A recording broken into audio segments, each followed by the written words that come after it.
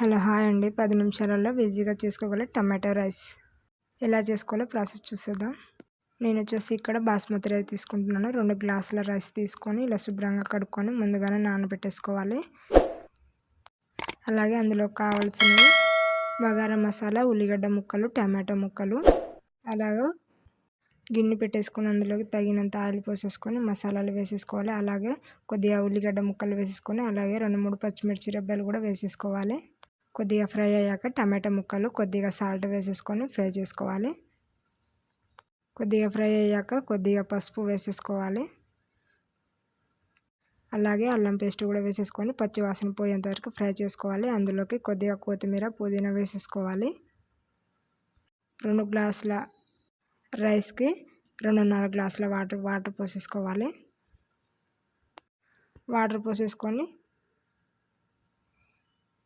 ఇలా మసిలేటప్పుడు రైస్ వేసేసుకోవాలి.